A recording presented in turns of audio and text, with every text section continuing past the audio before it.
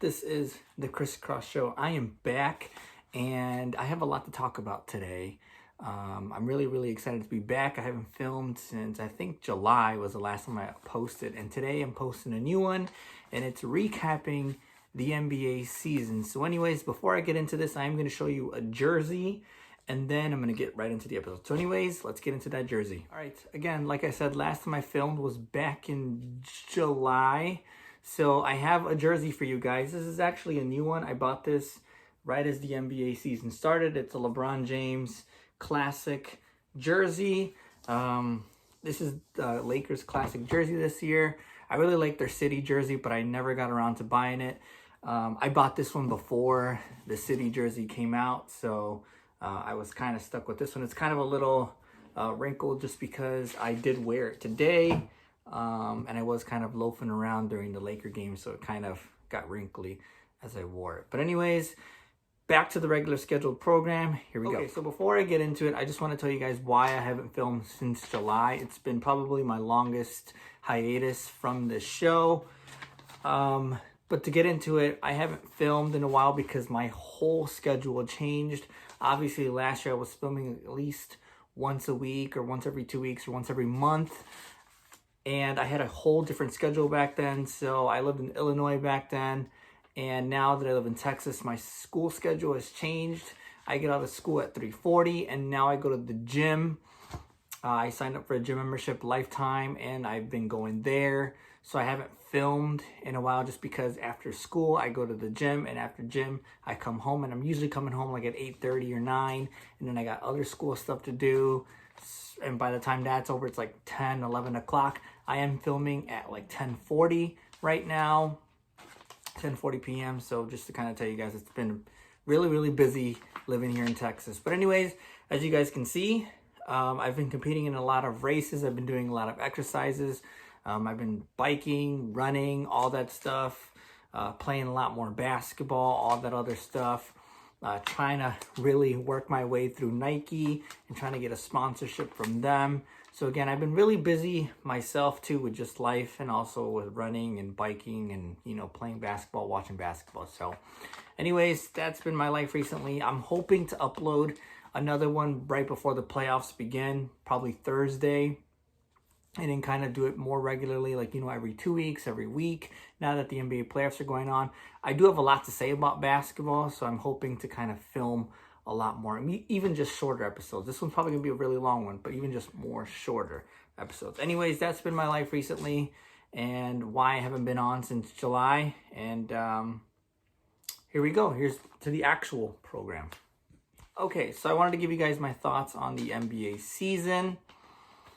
In my opinion, I really like this NBA season. Right now, I feel like the Western Conference is wide open. I feel like the top 7 seeds right now listed in the Western Conference can all win it, all win the NBA championship.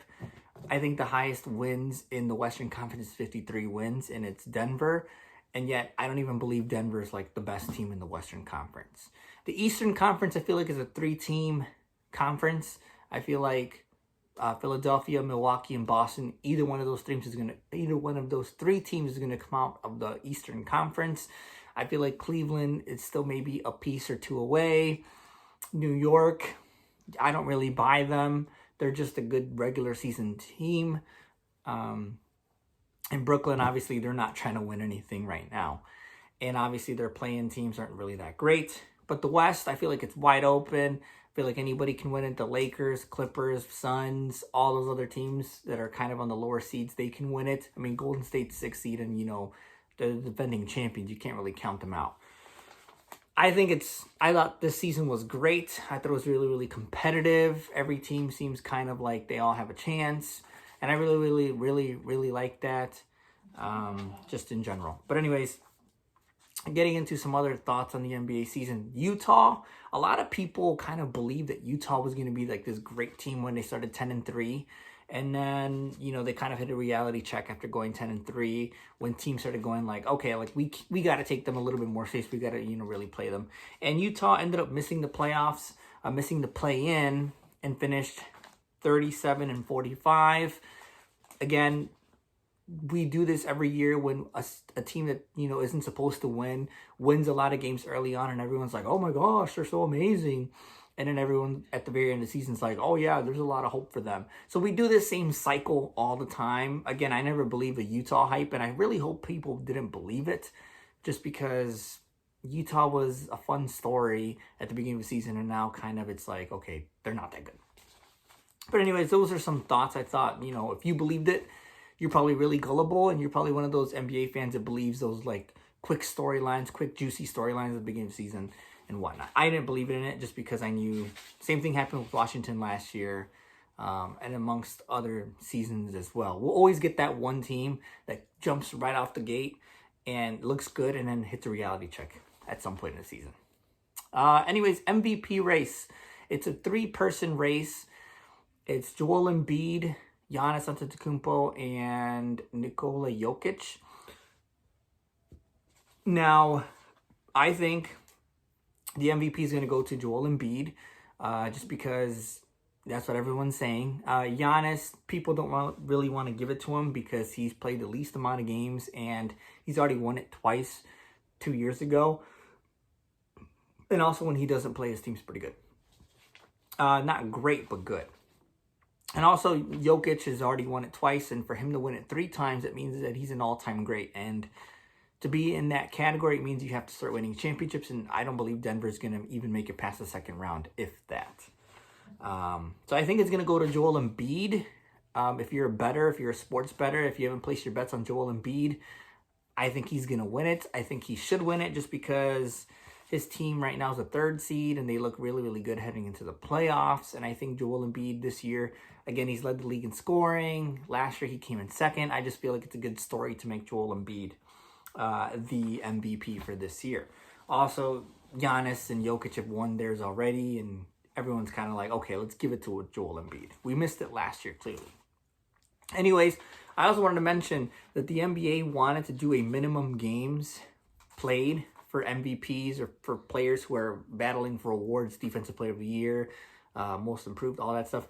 I think, in my opinion, the minimum should be between 65 to 70 games. That's about 80% of the season. I feel like if you're at least in the 80% range of playing the entire season, you should be eligible for awards like that. And right now, the person that fits in that 65 to 70 range is Embiid and Jokic. Giannis is just right under that 80% range.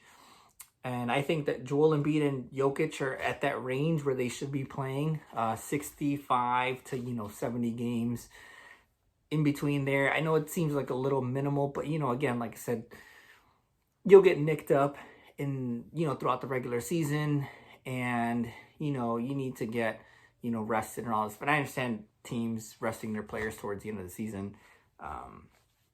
So Joel Embiid and Jokic are in that range, the 65 to 70 range. That's around the 80% range games played throughout the season. So, that's just my opinion.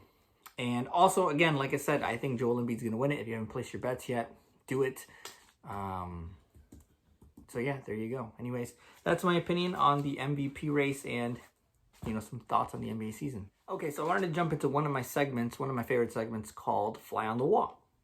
Now, the fly on the wall is my outside observation. Obviously, I'm not in the huddles and I'm not in all that other stuff, but it's an outside observation of something going on. So today was a perfect fly on the wall segment. Today, there was an incident during the Minnesota and Pelicans game, and Rudy Gobert punched his teammate Kyle Anderson. I'm not going to show you the video, but there was an incident, and if you haven't seen it already, it's all over the social media platforms. Rudy Gobert punched his teammate Kyle Anderson, and it was pretty random. Obviously, I'll show you guys the picture right here of what they said to each other, whatever. And I thought it was pretty serious because it's the last game of the season. You're facing the Pelicans. Yeah, it's a close game, but you can't be doing that stuff. And in my opinion, I think that's going to be very bad for the team going forward. I like, how can you go forward? You either got to get rid of Kyle Anderson, or you got to trade away Gobert, or just sit him out or give him some type of consequence. because in a situation like that, right before the playoffs, when you're already in the play-in, I think that's something that can really hurt the team. Now, it ended up working in Minnesota's favor. They ended up going out and winning the game against the Pelicans. But again, you can't really do that. That's something you do beginning of the season, or that's something you do behind closed doors. That's not something you do, in a game when cameras are all over you guys. And I think that's something that maybe you have a standoff with them, but you don't go out and like reach for a punch. So fly on the wall, I think that's going to hurt the Minnesota Timberwolves. Obviously, they ended up winning after he ended up leaving, or they kicked Gobert out. And I think when they play the Lakers on Tuesday, that's going to really, really, really play a big part. Because if Rudy Gobert does play, who knows how it's going to work out. And if he doesn't play, like I said, they're already missing Jaden McDaniels. We'll see how that works out. I don't think it's going to work in Minnesota's favor going forward. But that's, again, like I said, that's just me being the fly on the wall there. So anyways, that's my segment of fly on the wall. Not a good look for Rudy Gobert to be doing that, especially in game 82, right before a big play-in game against the Lakers. So there you go. That's fly on the wall for you. All right, moving on to another segment, something, nothing, or everything. Now, this is a segment where I give you 3 situations or 3 things, and I tell you whether they are something, nothing, or everything. So, starting off with Dallas missing the playoffs. Very, very surprising, because when they made the trade for Kyrie, they were the 4th seed, and they had a 96% chance of making the playoffs. Obviously, Dallas made the Western Conference Finals last year, and then they had this whole controversy with Jalen Brunson leaving them, and then, kind of finding players for Luka Doncic, getting Christian Wood, all that other stuff, giving away Porzingis, all that stuff. A lot of that played in Dallas's favor and also out of Dallas's favor, however you want to see it. But Dallas missing the playoffs, in my opinion, is a big everything, just because, again, 96% chance back in February when they made that trade for Kyrie, to literally missing the playoffs by 2 whole games, or missing the play-in by 2 whole games, and just falling out in general. Now, again, they did trade away a lot of key pieces for Kyrie Irving, like Dorian Finney-Smith, who was a good defensive player for them. And also, I can't remember the other players, but I remember they gave, and Spencer Dinwiddie, who was, really huge for them last year and even at the beginning of this year. So, in my opinion, that is everything for Dallas. Again, there's a lot of speculation now that Luka Doncic, if things don't get fixed next year, could ask for a trade next summer. So, again, that's everything for Dallas. Also, next one, Portland and Dame's relationship. Now, I'm going to show you a picture right here where Dame kind of says some things like, I don't want to be playing with players that, are a year or 2 away and whatnot.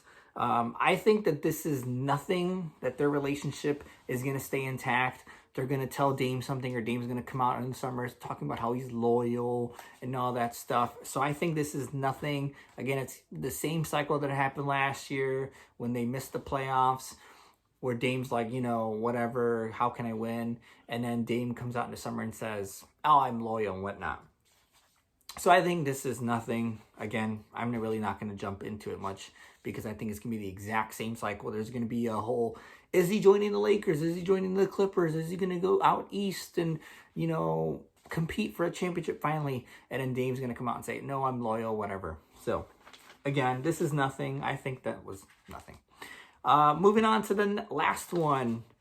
Sacramento getting the 3rd seed. I think this is something. Again, Mike Brown has done a great job with the Sacramento team. Domantas Sabonis, Malik Monk, De'Aaron Fox, all those other key pieces that Sacramento's kind of had or added, I think has been really, really good. Mike Brown showed that he is Coach of the Year, and he should win Coach of the Year because of the phenomenal job he did with, kind of forming that team and also coaching that team. And again, Sacramento's a 3rd seed with 48 wins, rightfully so. And again, I think this is something going forward. I don't think this is everything. Not a lot of people believe in Sacramento just because they score a lot of points, and obviously in the playoffs, defenses start to set more and all that stuff. So I think this is something going forward. I can't say it's everything just because they're kind of a young, inexperienced team. Obviously, the city of Sacramento has not seen the NBA playoffs in, I think, 16 years. So this is something for the future, but it's not everything. So anyways, there you go. That's my something, nothing, or everything segment. Up next, I'm going to talk about the Lakers. Okay, so as you guys know, I'm a huge Laker fan, huge LeBron fan, as you can tell by the shoes and the shoe box. I want to talk about the Lakers season, and this is already a pretty lengthy episode, but I did want to talk about the Lakers season just because I'm a huge Lakers fan. So, jumping into it, the Lakers started the season off with Russell Westbrook after a whole controversial summer of, him in the summer league sitting across the court from LeBron, to saying he wants to be traded, saying, whatever, to ignoring the team or whatever was going on in the summer, to him starting the season and then, kind of basically saying like, oh, I don't really care about winning. I'm just here to, play and whatnot. And then talking about how people are, saying things about his name, calling him Westbrick instead of Westbrook, all that stuff. So again, the whole fiasco was fun, especially for someone who is a huge Laker fan / LeBron fan. So it was really, really fun. Obviously, the Lakers started 2-10, so that was really fun. Obviously, most notably, starting 0-5. And it wasn't fun. In reality, it was awful to watch. This team was an embarrassment. They did try better than the last year's team, but they were still awful. And, by the trade deadline, they were 25-31. Obviously, everyone knew and felt that the Lakers should do a trade on the trade deadline, and they did. And they were 25-31 and 13th in the West at the time. And then they end up finishing the season 43-39 and making the play-in at least being 7th seed. So that's guaranteeing them at least 2 games to make the playoffs. Now, a couple things. The Lakers did trade Russell Westbrook, Damian Jones, Juan Toscano Anderson, Patrick Beverley, Thomas Bryant, and Kendrick Nunn. And they did trade all those guys for D'Angelo Russell, Malik Beasley, Jared Vanderbilt, Rui Hachimura, and Mo Bamba. And it ended up being the most successful thing that they did mid-season, which was trading those guys. And obviously, they've been playing a couple games already with each other, and they look great. Now, maybe this is the honeymoon phase, but they have faced some controversy, or they have faced some hard times, and you've kind of seen them get away from those hard times on the good end. A couple games ago, when they faced Utah and went to the overtime game, they faced a little bit of controversy. Obviously, today, they faced a little bit of that. When they faced the Clippers the other day, the Clippers were just hitting shots left and right. Like, Russell Westbrook was making shots he never made with the Lakers. Like, it was just a game. It was kind of like a getaway game and all that stuff. And also, with LeBron being gone, when those new pieces were added, they just gelled well. And it felt really, really good watching them play. And you can tell that they were literally playing for each other. The 3-point celebration that they do, like where they go like this when they make the shot, they all do it as a team. And it really, really looks like a good team. It reminds me of the 2020 Lakers, how well connected they were, like how much they celebrated on the bench and whatnot. That reminds me a little bit of that. So I'm really, really happy for the Lakers. I'm really happy that they at least made the play-in after being 2-10 and you really thinking that they weren't going to make it. Not me, though. I always thought that the Lakers were going to make it just because I'm a very, I guess you could say, unrealistic thinking Laker fan. Just because I think that the Lakers are going to win a championship every single day. And I think about how they can win a championship every single day. So, again, like I said, I wanted to talk about the Lakers season. And I wanted to give you my opinion on it just because they are headed into the play-in tournament on Tuesday night against the Timberwolves. And I'm really, really hopeful for them. If they win, they face the Memphis Grizzlies. And I think that's going to be a really, really good and frustrating series. But I think it's going to be a really, really good series. So there you go. That's my opinion on the Lakers. Obviously, I will be talking about them a lot more. Hopefully, I can come on here on Thursday and give you another episode. But again, I'm really, really excited for the Lakers. They really turned things around. I'm starting to really come full circle for Darvin Ham. I really didn't like him at the beginning of the season just because I felt like he was making some questionable decisions, but he made all the good decisions, and that's why they're 43 and 39. So anyways, there you go.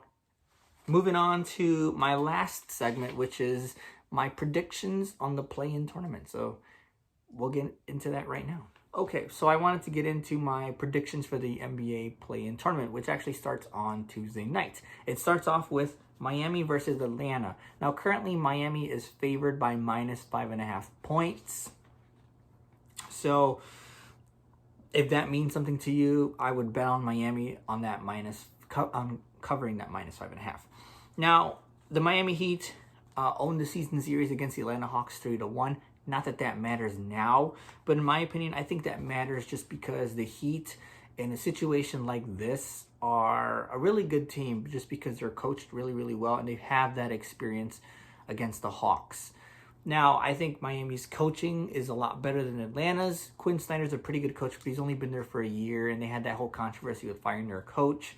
And also, Atlanta's 41-41, and they've kind of been riding around 500 literally all year, so they're kind of a mediocre team. So I think Miami is going to win that game and then move on to be the 7th seed and face the Boston Celtics in the first round of the playoffs. Now, the second game of that is the LA Lakers versus the Minnesota Timberwolves.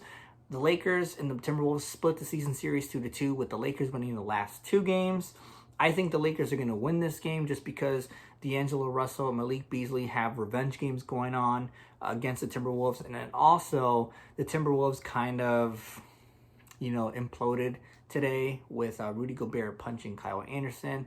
And obviously Jaden McDaniels, one of their key players, punching a wall and, fracturing his hand. So he's out. So I think that the shorthanded Timberwolves traveling to LA on a Tuesday night when the Lakers have been playing really, really good basketball are going to struggle and lose that game. And so the Lakers are going to end up being the 7th seed and facing the Memphis Grizzlies in the first round on Sunday. Now, Wednesday, it is the 9 and 10 seeds. So that is the New Orleans Pelicans and the Oklahoma City Thunder. Right now, again, like I said, if it matters anything to you, the Pelicans own the season series over the Thunder 3-1.